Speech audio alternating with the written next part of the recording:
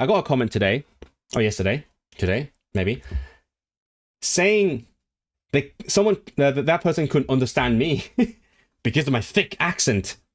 They say I have a thick accent. So, I want to do a little poll among these 15 people, 15 of you. How this poll is intentionally subjective, okay? No, quite is like it's the word quite is ambiguous across different cultures, because quite could mean very or could mean a little bit. Rather. Oh, okay. Quite and then like extremely. Let's just say that. Because I want to know how people perceive this. To me, obviously, I just talk normal, right? That's just how I talk.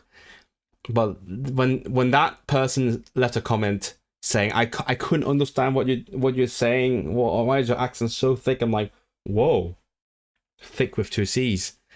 The ironic thing is that video had subtitles on it. It's like a short video from one of my streams.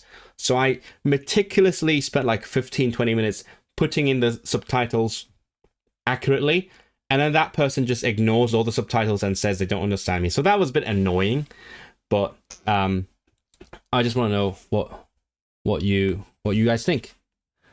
Well, they talk about my accent when speaking English. English, yes, English, because I speak English on these streams. It's about that was a clip from one of these streams.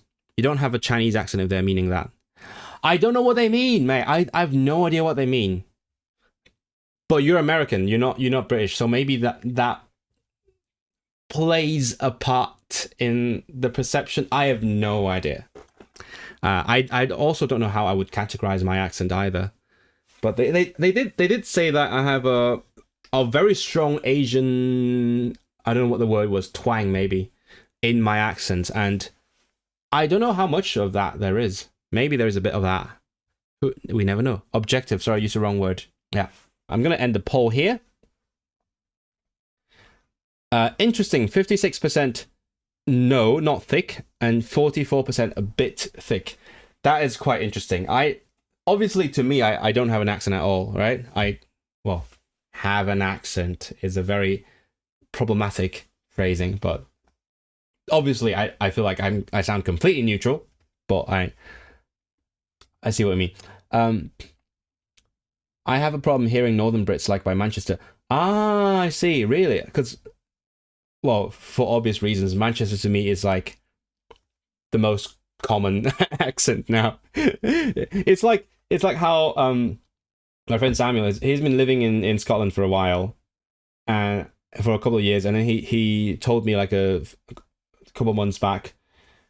Yeah, to me, Scottish accents have kind of started to become the default accents. Like, hearing Scottish accents are now the normal thing. And then when I'm in England, it's weird to hear people without Scottish accents. It's like, oh, wait, why are you talking weird? Speak Scottish, come on. So it is quite interesting. I never thought about this because I know a lot of people who move to the UK. A lot of them live in, like, the South. So the English they're hearing is not that different from the English that we're taught in school.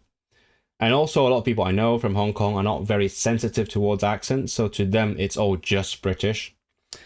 But now that I'm a person who's sensitive to accents, and now that I've lived in the North for a little while, it's interesting to see this mental shift in like, oh yeah, the Northern accents are the normal ones, whereas when I say, or when I force myself to say, or even sometimes when I hear something like I accidentally cut it. Oh, it feels so weird. I'm very familiar with Asian accents. You don't have like you are from China when you're speaking English, unless you like to say open the light. But that's not an accent. That's a common thing. Like people include like words in their understanding of accents. In fact, I think people who are not linguists tend to think of words or structures when they think of accents, and that to me is beyond my understanding, because to me accents are, basically the phonetics, right? The phonetics of the language, how each phoneme is represented in that accent, whereas words are more like, in the dialect. That's their version of English. But I can see why words are commonly treated as part of the accent. I understand it. I just that's not how I'm used to seeing it. But like sometimes I watch Evan Edinger and then he talks about his accent and then he just casually starts. There's a recent video where he collabed with Rob Words. So they do start talking about, they start with talking about like his New Jersey accent, and then at some point he just randomly goes off into like a way they use a word, and I'm like, that's not the accent, that's just how I use the word. Anyway, I'm not gonna die on that hill. It's just how I see things. You don't. Oh, by the way, I think there's some other people who say open the light as well. I think maybe Polish people do say it. I'm not 100% sure. I think I know some cultures that do say open the light other than ours. It's obvious that you're not a native English speaker. Oh, okay. Well, Amber clocked me. Damn it. Okay, we're going to work harder. At some point, I'm going to fool everyone.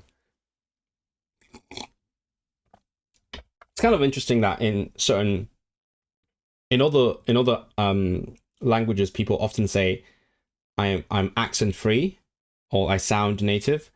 I do think that in other languages the bar's lower. Like they have a lower expectation of how much you sound native. So maybe it's easier for me to sound native in those languages. Like lots of people have said my German is akzentfrei. Polish people have said I sound like I'm from there. And even like my French friends said like I sound completely French, which I'm like, I literally don't. My French pronunciation is based on Parisian French. The voice in my head is Quebec French. There's no way I sound French. But the bar is lower for those languages. So maybe in English it's a lot higher. It's a straight translation when you use the word open. Yeah, I know. Yeah, that's a language interference. That's interference, which happens a lot, and that's the kind of stuff that I try not to do in my target languages. When I started doing those Polish conversation lessons, I also specifically said, because they asked me, "Oh, what are you trying to do? What are you trying to learn in Polish?" I specifically say, I want to hold on, I'm trying to find the window to share. I want you to be really specific and harsh, strict on the kind of phrasing that I use. Because quite a lot of times, especially in the languages that I'm better at, I would say something that makes sense in the language, but then that's not how the native speaker would say it. So when I'm taking, for example, Polish lessons, my main goal is to have the teacher catch me out and tell me, no, I mean that I get what you're saying, but we wouldn't say it like that. We would say it this way. So far, not a lot of people have done that for me. I don't know if because my Polish is so good or just because they're not as sensitive as I would have been if I were Polish. Like for example, when I hear someone speak in English or Cantonese for that matter, I'm very perceptive towards, oh, that's not how natives would say that.